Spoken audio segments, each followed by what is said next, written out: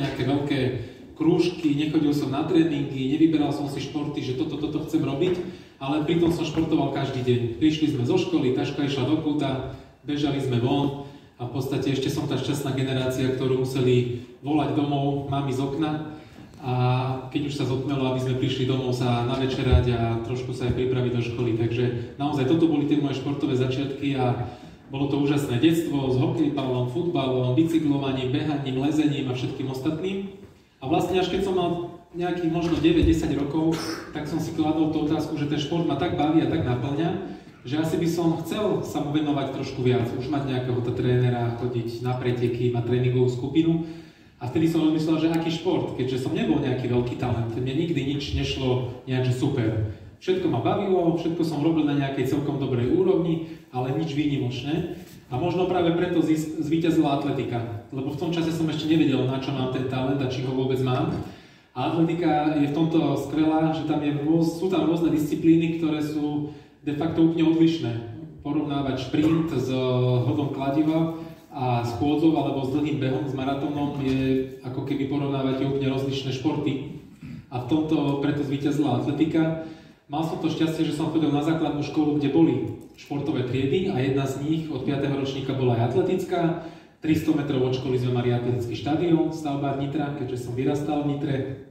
A takisto som vedel, že toto je niečo aj z tých mladších rokov, z toho prvého stupňa, že ma to celkom bavilo aj to behanie, že mal som v sebe takú tú štipku vytrvalosti, že som možno bol v niečom taký, patril som medzi tých lepších, dá sa to povedať tak.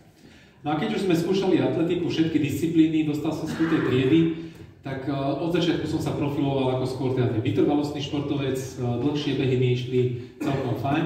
Takže keď sme si skúšali chôdzu ako jednu z posledných disciplín, možno že úplne poslednú, tak som bol celkom dobrý. Opäť nie nejaký špičkový, bol som možno 3., 4. v triede a vďaka tomu som bol nominovaný na školské alebo také tie preteky družstiev práve v disciplíne chôdza. Vtedy to bola chôdza na 2 km, 2000 metrov a chôdza je špecifická, má svoje pravidlá, takže náš tréner atletiky nám odporúčil nášho špeciálneho trénera, ktorého sme vtedy v Nitre mali, Petra Mečiara, ktorý bol veľmi dôležitou vlastne súčasťou toho, že tá chôdza ma chytila.